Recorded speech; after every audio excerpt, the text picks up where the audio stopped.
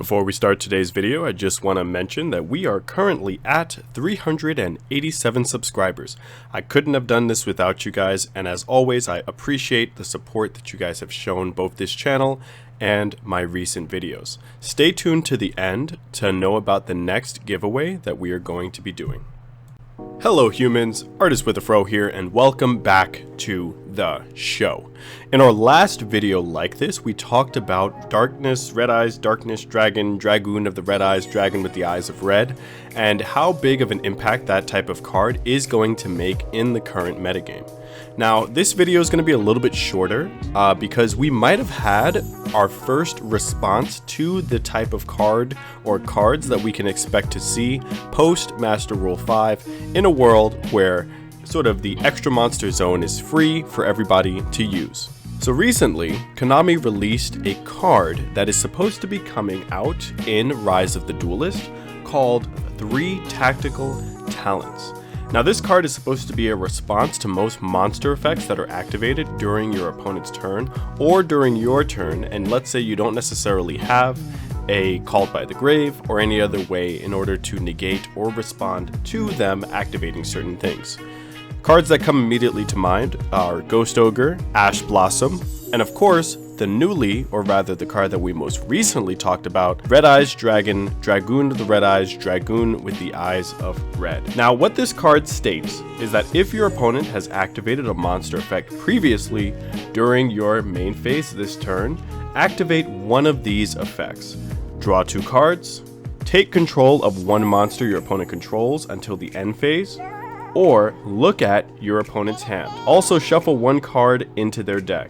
You can only activate 3 tactical talents per turn, and it is a normal spell card, again coming out in Rise of the Duelist. When we think about how the effectiveness of this card is going to play out, it's very interesting to see what type of decks will be running this and how exactly this card may or may not help or hinder certain types of decks. So let's consider the fact that if you do side this in, you're probably going to put it in as a 2 of, where a 3 of is probably going to be the biggest type of thing that you would want to not necessarily have. Keep in mind that you can only necessarily activate it if your opponent activates an effect during your main phase, and that effect has to come from a monster.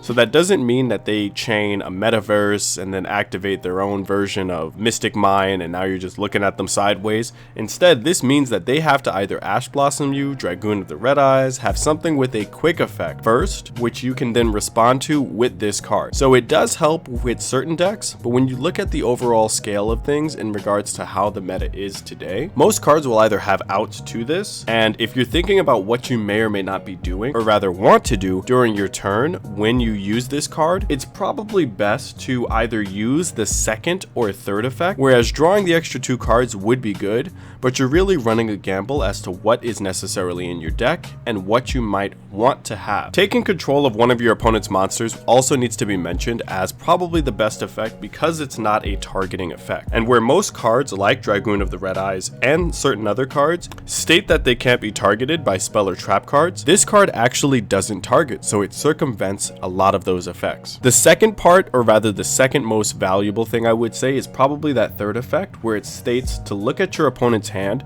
and shuffle 1 card from their hand into the deck. Getting a bird's eye view of your opponent's hand not only sets you up for success because you'll be able to see what plans they might have when it is their turn, and you'll also be able to maybe circumvent that plan by putting the main card that they are going to use as their catalyst back into their own deck. Of course, as always, to keep it fair, you can only activate 3 tactical talents per turn, so it is fair in that regard, but I still think that again it's a little bit too soon to run this at anything more than a 1 of or 2 of.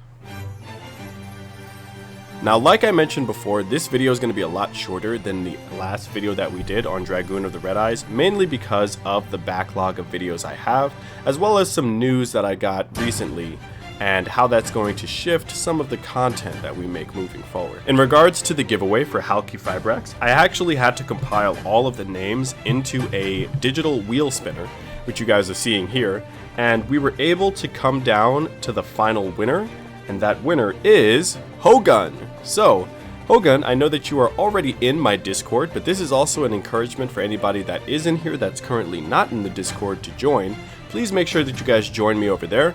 I'll be making sure that I notify you guys of the next set of things that we plan on giving out, as well as keeping you updated on some of the more sealed only episodes and some of the newer things that I have. Now with that being said, that's pretty much going to wrap up my video. What are your thoughts on 3 tactical talents? How many of them are you planning on running in your deck post Rise of the Duelist? And what decks do you plan on running after Rise of the Duelist comes out? Again, I just want to thank you guys all for watching. Please make sure that you like, comment, and subscribe. Also make sure that you join us over on Discord to stay updated on all of the newest videos.